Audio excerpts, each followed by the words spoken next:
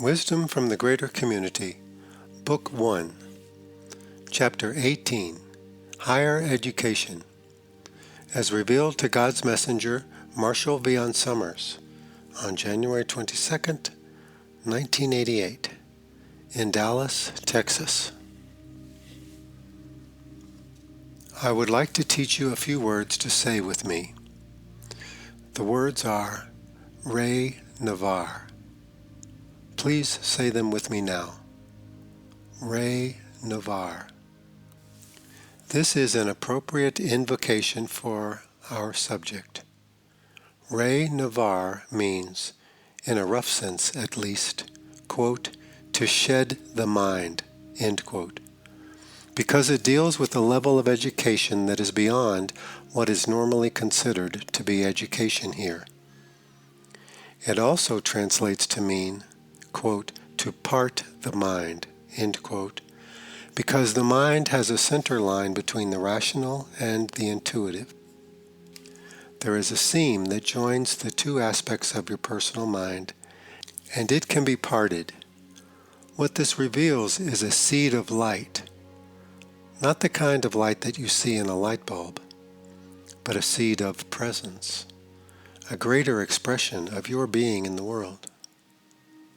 I would like to talk about education to stimulate your desire for knowledge and to give you a new perspective on things that will be very helpful. I will speak about education as having three levels. The first is survival in the world. The second is development of your personal self.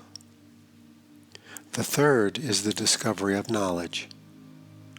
Re Navar relates to the discovery of knowledge. Now, you have all been learning since day one, yes? Your early training was primarily for survival in the world and the development of your personal self. Well, you have survived in the world. Congratulations! And you have a personal self. Congratulations! Now there is only so much survival training that is required, and there is always a little bit that is ongoing because it relates to your need to provide income for yourself and to get along with other people. You live in a social setting as well as a biological one. You must survive physically, and you must survive socially. To do this, you must develop your personal self so that you can communicate and participate with people effectively and be able to manage the simple affairs of your life. This is ongoing because even with a greater emphasis in life, you will still have to develop and cultivate your personal self to accommodate this greater emphasis. Do not expect God to come and give you a great mission in life until you have the capacity for it. So, as you enter the third realm of education, which I will concentrate upon, we must also keep in mind that your ability to survive and your ability to develop your vehicle, which is your mind and your body, must be ongoing as well. Your mind and your body are never sacrificed because the more you develop your capacity to experience knowledge, the profound ability to know the truth, the more you must become a person of strength, consistency, and direction. And you must learn how to survive in a changing world. So survival training is not over, but it is not the primary emphasis now. Knowledge is not only your ability to perceive the truth and to resonate with the truth. It also contains the memory of your life beyond this world and your reason for coming here. Everyone has come into the world to contribute and to learn to contribute. Everyone has come into the world to learn more about the world. A few who have come into the world will graduate from it. By this, I mean that they will not need to come back here again. You do not need to be a master to graduate from the world. That is very important to understand, particularly since mastery is such a relative term. Mastery in the world does not necessarily mean mastery beyond the world. We must think of mastery as relative to your situation now, because this life not only is an experience in and of itself, it is preparation for your life to come and for life beyond the world. That is why much of your education will seem mysterious. If you can enter into the mystery, you will enter a far greater range of participation that will make you more effective, more capable, and much happier in the world. It is very important in considering mystery that you allow mystery to be mysterious, because no matter how much you survive and no matter how capable you seem to be on a personal level, you are profoundly ignorant of who you are, where you have come from, and where you are going. You are like a person who has learned to sail a ship, but you have no idea when you departed or where you are sailing to. That is a mystery. Theories and philosophies about your point of departure and destination must fall considerably short of the reality.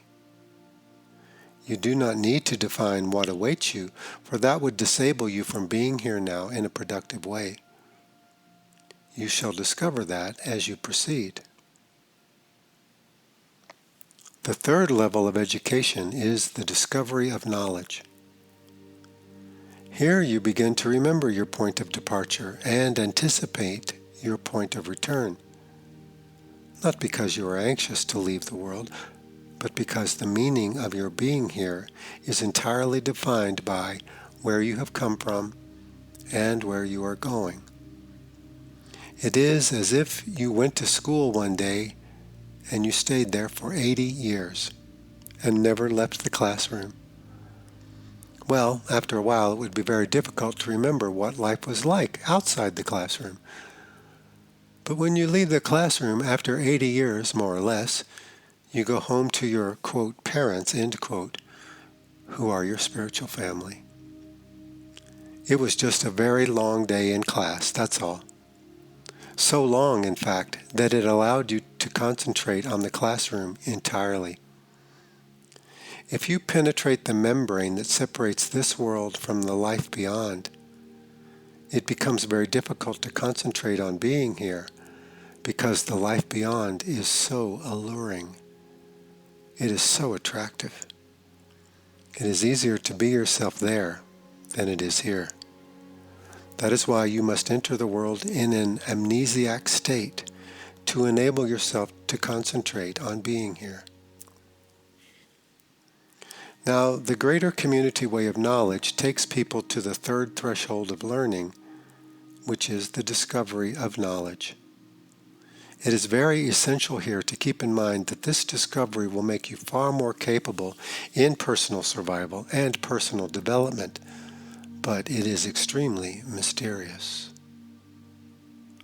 At the third threshold, you are beginning to have access to life beyond the world, but in such a way that it renders you more capable of being in the world rather than less. If you were in a classroom for 80 years and you were thinking about home, you would have a hard time being in the classroom. Can't wait to get home. You can remember how it was when you were a little child, waiting for the time to come around when school was out. Couldn't wait. Watching the clock, couldn't hear the teacher, just waiting for the time to pass. It seems when you enter mystery that you leave behind all rational, responsible, and objective approaches to life, but that is not true. What is true is that you now have a foundation for true objectivity. How can you be objective if the world makes up your whole reality? It is so temporary and changeable, with so many threatening appearances. How can you be objective here? How can you have equanimity if the world is all you know?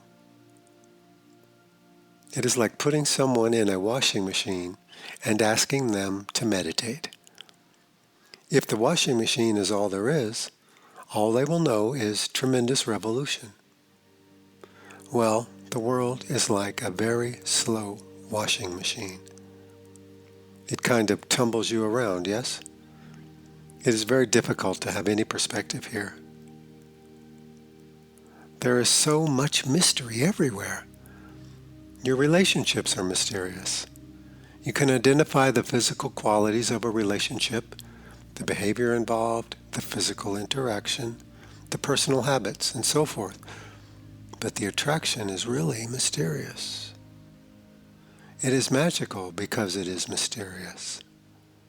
The fact that you can breathe without thinking about it is mysterious. The fact that everything happens is mysterious. It is all mysterious. It is wondrous, as a matter of fact. The first two levels of education, which account for about 99% of education in life, do not deal with mystery. Mystery is a nuisance, something not to deal with. It makes you a dreamer, less capable of surviving and developing your personal self. Much of the education that is happening now in human potential is for personal development.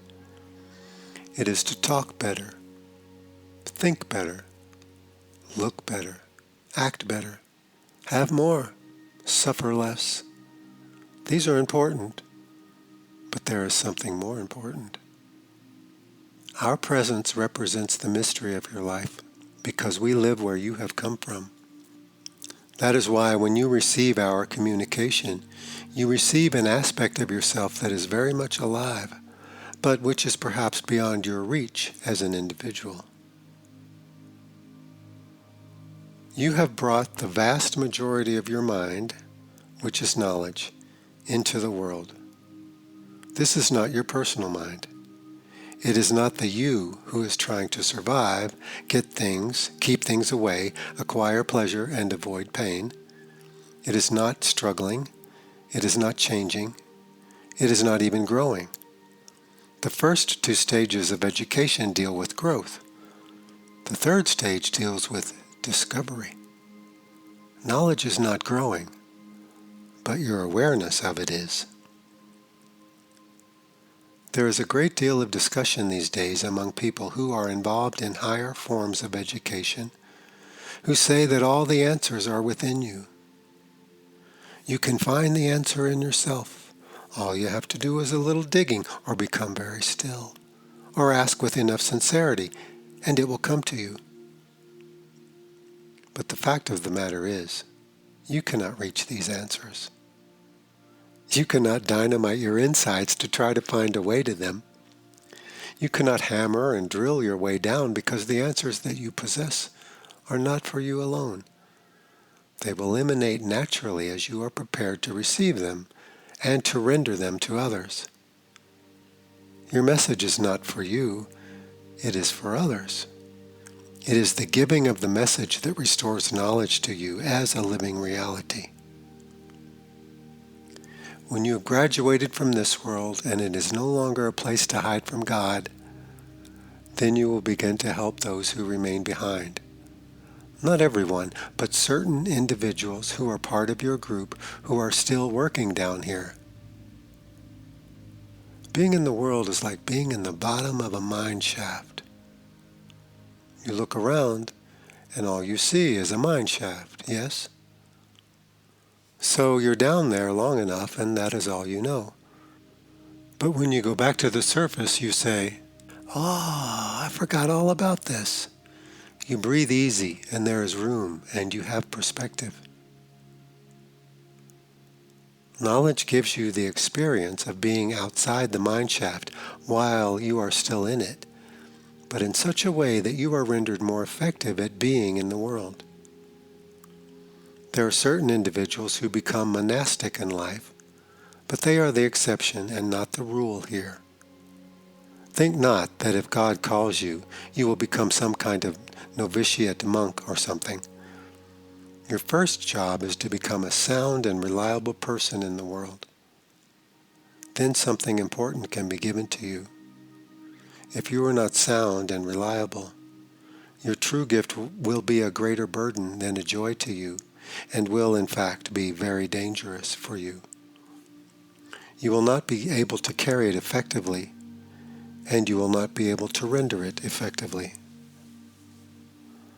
Ambition in this is quite unfortunate. That is why there are limits to personal growth. We do not want you to try to become a perfect, flawless person because you will not be honest. It is wise to know what can be done and what cannot be done by you. There is a great emphasis now in many teachings that if only you would get out of the way and stop being such a dummy, you would be able to have everything, do everything, and be everything. Well, it is the quote-unquote if only that is the constant bugaboo in this situation. If only I were not so impaired, I would be this magnificent person. If only I did not have obstacles and barriers, my life would soar. I would be like a shooting star. It is true, you would. You would last about 1 second and fizzle out. You have not come here to last 1 second and fizzle out like some kind of holiday sparkler. In personal development, there is a great deal of motion, but not much real movement. There is a great deal of splashing about, having high and low experiences, great insights.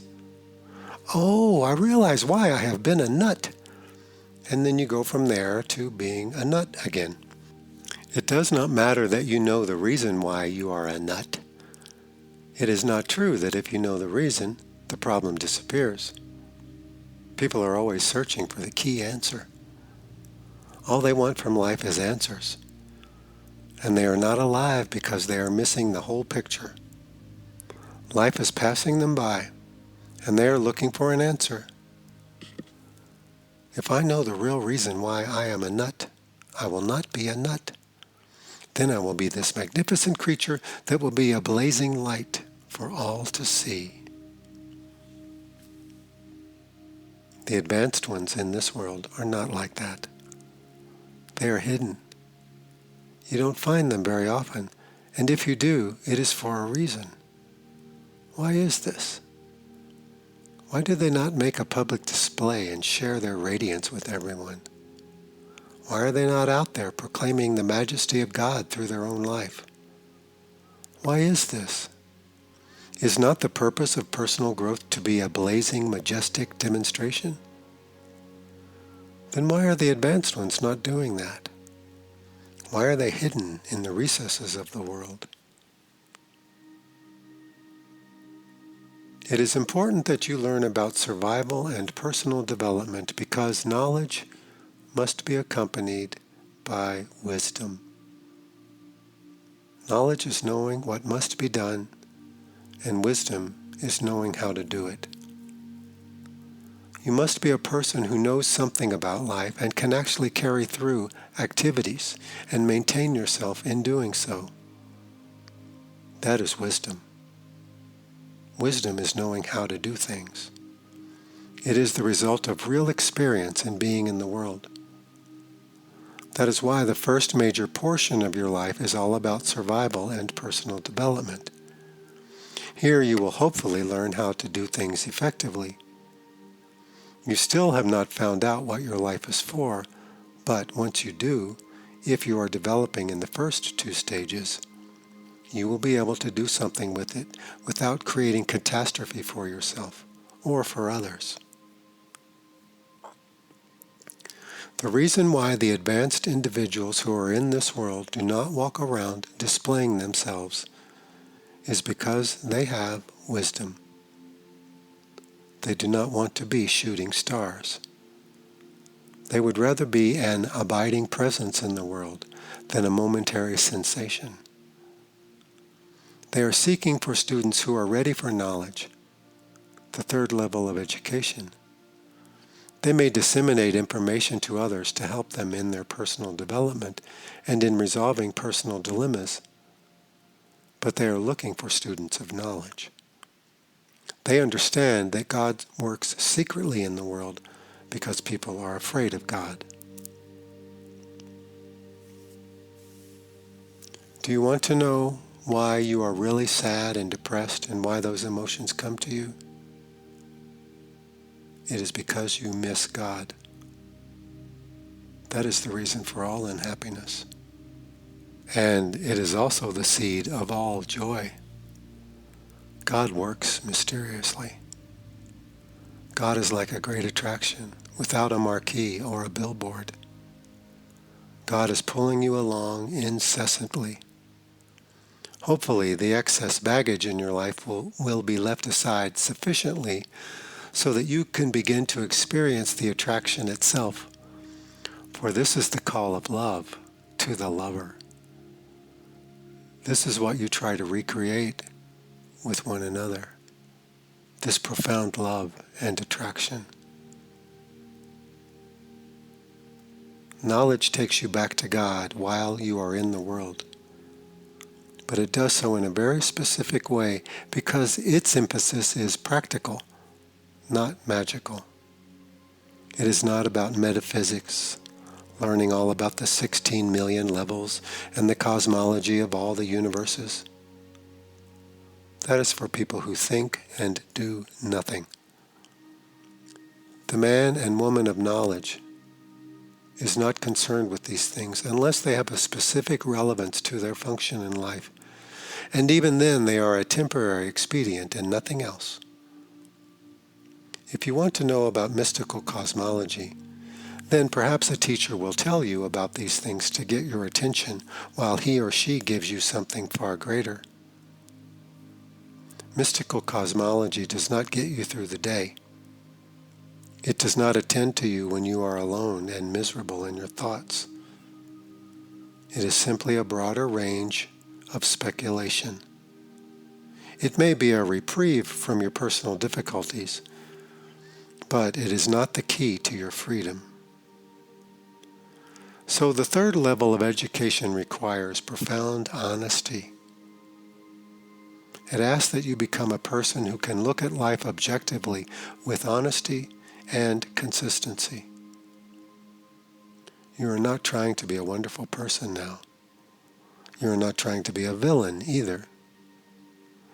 You are not even trying, quote unquote, to be. You are freed from the attempt to be someone. This is the greatest freedom you can experience in life.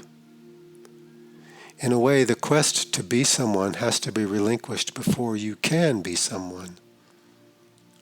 Knowledge does not require that you become exemplary according to your standards. You cannot say, I am going to use knowledge to get more of this or less of that, because knowledge is the master in your life. It is moving you. You have set sails, and God is now blowing you across the world. Jesus Christ is a person who has set sail. He is not in the shipyard doing repairs. He is on the water. He is moving. He does not have to be concerned about what he has to be in life. His only emphasis is to maintain his sails and to adjust them according to the movement that is moving him. In Steps to Knowledge program, there are two aspects that the student must concentrate upon. The first one is for you to discover what you know now, what you don't know, and what you cannot know. The second is contact with your inner teachers. You need a guide into new territory, and you must rely upon this guide with great emphasis. Your teachers will not let you rely upon them too much, nor will they allow you to hold them as great heroes or heroines. This is not appropriate. Like all true teachers, your inner teachers are here to render their presence unnecessary.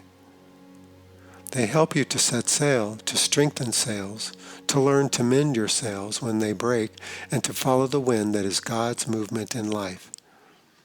They teach you to sail. This is a good analogy because people who are in charge of their ships have to exercise tremendous ability and responsibility. At the same time, their movement is guided by greater forces. They are in profound awe of the forces that move them. They are not claiming mastery over the world. They are simply using the world to accomplish their task. That is why we are not very excited when we hear people talk about mastery in life, because most people think of it as perfection of their personal self to the exclusion of life itself. How can you be happy in the world if you are attempting to use everything to show off your sense of perfection, trying to make everything wonderful, and trying to make everyone agreeable, while life is eroding your creations at every moment? This cannot be a happy life. You know you need to set sail. You can ride with the wind.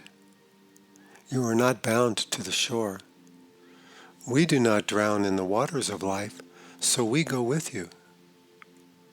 Exposure to your teachers stimulates your sense that there is true assistance and that your life is not dependent upon your efforts alone, for you cannot do anything alone.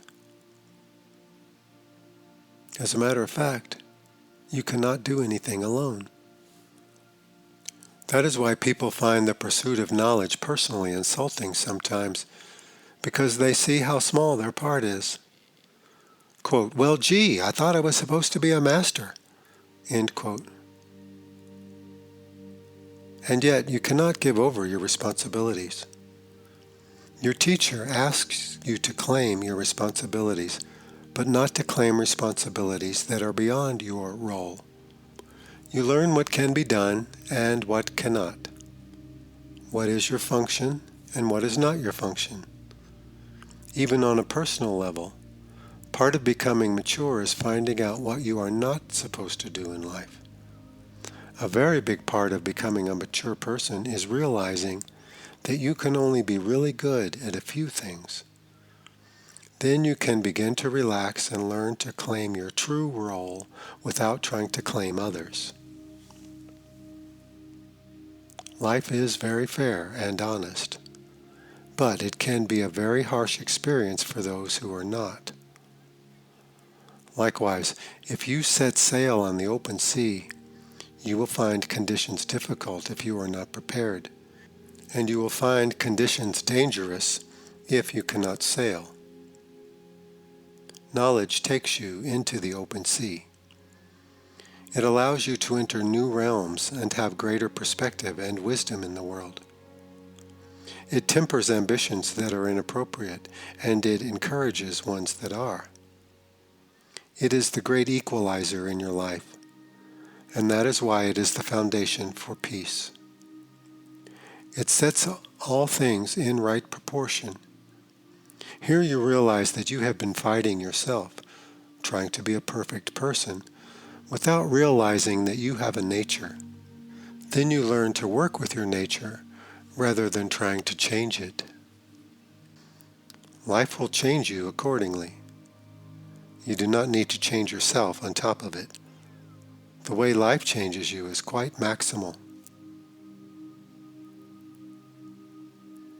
I want to be very clear with you that the third level of education consummates the first two.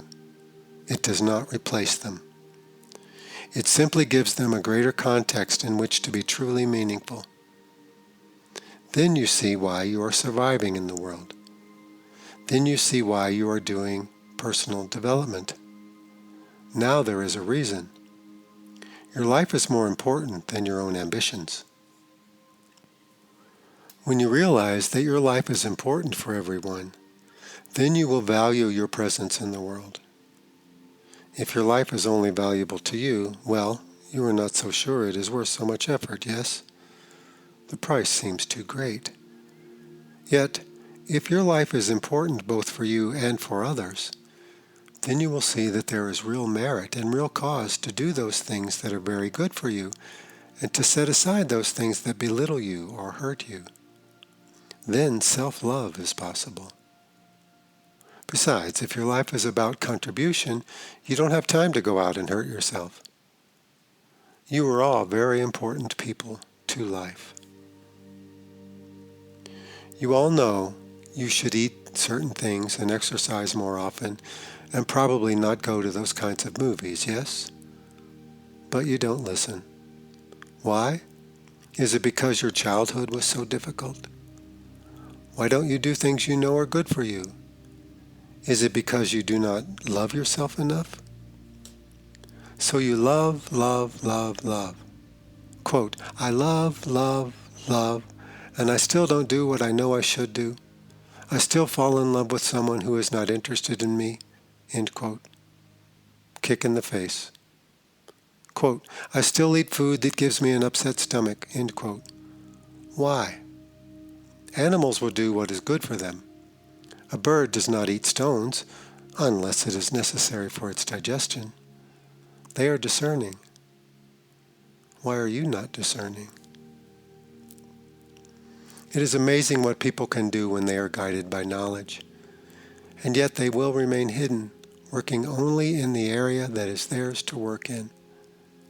If they have progressed, they have learned enough not to display themselves to the world, for the world is quite confused about knowledge. It wants knowledge for the power it can seem to provide, but it hates it for the memory of God it seems to render. That is why you deify and crucify your great teachers. They are too wonderful to forget, but too challenging to live with. So you kill them, and then you can keep a wonderful memory of them. That is why the wise remain hidden. They work behind the scenes. That is mastery. That is a form of practical mastery.